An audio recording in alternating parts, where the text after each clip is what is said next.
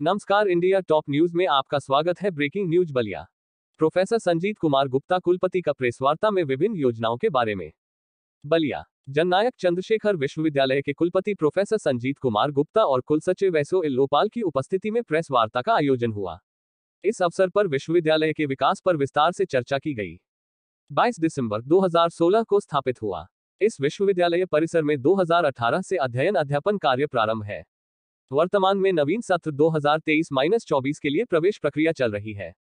के रूप में लोक कल्याणकारी भूमिका में पत्रकार बंधु होते हैं, तो मेरे मन में आया कि मैं सभी बलिया के जो अपने पत्रकार जन हैं उनसे एक बार मिलना भी हो जाए। दूसरा, हम लोगों ने कुछ प्लान किया है आगे आने वाली योजनाओं को लेकर, उस प्लान की भी सूचना आम जन में पहुंच जाए।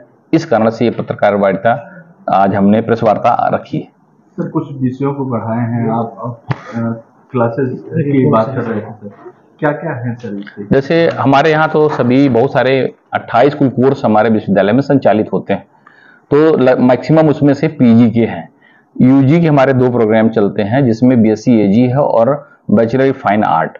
बाकी सब हमारे पीजी के विषय चलते हैं 28 में से, तो हमारे वो चलते हैं। बाकी मुझे ध्यान में आया कि मैं वाणिज्य पृष्ठभूमि का हूं, तो मुझे ध्यान में आया और सबसे ज्यादा जो मार्केट में चलने वाला विषय है और जिससे बच्चे दूर दूर तक दिल्ली तक पढ़ने जाते हैं, नोएडा और गाजियाबाद तक जाते हैं और अच्छे पैसे वहां लगा के पढ़ते हैं, ऐसे पढ़ने वाला एक विषय है BBA, bachelor in business administration.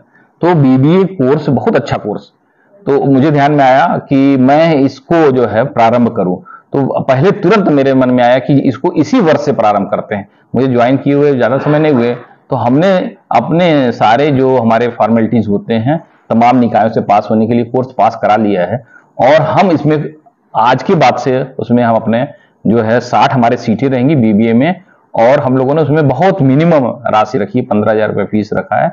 ये हम लेकर कल से ही हम प्रवेश प्रारंभ कर रहे हैं। एक दूसरा और भी विषय हमारे पास जो आगे प्लान कर रहे हैं, तो अभी बाद में आने वाले हैं, इसलिए वो हमारे विद्या परिषद से हो जाएंगे, तो उस पर हम फिर डिटेल आप लोगों को बुला के चर्चा करेंगे। देखा जाए तो यहाँ पे सबसे ज्यादा दिक्कत होती है बच्चों को आने जाने में, उसकी कनेक्टिविटी के लिए क्या आप द्वारा क्या पहल किया गया अभी तक? अब मांग की गई है हमने जो हम जैसा आप कर रहे हैं, तो मुझे भी लगता है कि मैं भी एक आम जन की तरह जब सोचूं, तो मेरी बेटी जो है 3 किलोमीटर 4 किलोमीटर पैदल चल के आती है, तो तकलीफ का विषय बनता ही, तो ये स्वाभाविक था, मेरे मन में भी था।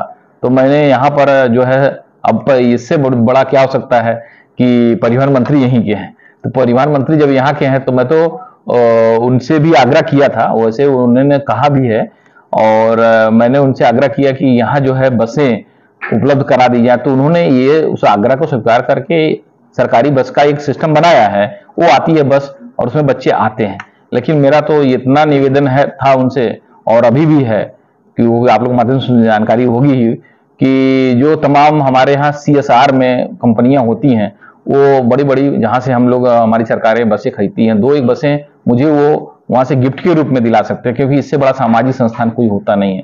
तो ये अगर हमको 2 बसें मिल जाएं, इलेक्ट्रॉनिक वाली कोई 2 बसें मिल जाएंगी, किसी की भी दान सहयोग से मिल जाएंगी, तो हम उसको संचालन की मिनिमम, मतलब नो प्रॉफिट नो लॉस, मतलब प्रॉफिट उसमें सोचना ही नहीं है, कि हम उसको चलवा लेंगे, और कम से कम मेन सड़क से हम बार हर आधे घंटे के अंदर आने जाने की व्यवस्था दे देंगे। तो हमारी बालिकाओं के लिए, और विशेष रूप से बलिया की जो हमारी बालिकाएं हैं, और मुझे तो आज खुशी हो रही है और एक बात बताते हुए कि मतलब कहते हैं प्राउड हो रहा है बलिया पे कि जया वर्मा और यहीं के जो है मूल रहने वाली सिकंदरपुर के बालूपुर गांव की रहने वाली, आज जो है जो बोर्ड है रेलवे भर्ती बोर्ड, उसकी चेयरमैन बनती है, CU बनती है।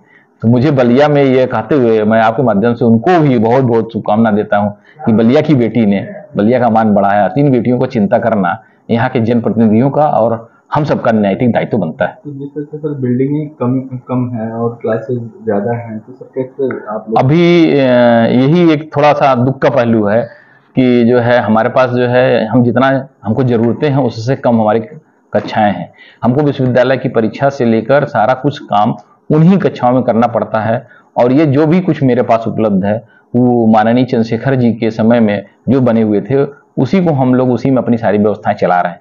और मुझे विश्वास है कि सरकार शासन अब इस दिशा में पूरी तरह से अग्रेसन में आई है और अग्रेतर कार्रवाई के लिए आगे बढ़ रही है। मुझे विश्वास है कि 4-6 महीने में अगर मुझे 2 एक बिल्डिंगें जो कि आधे अधूरे पे रुक गई थी, वो अगर मुझे मिल जाएंगी तो निश्चित रूप से विश्वविद्यालय में एक नई दिशा और नई गति बनी जाएगी।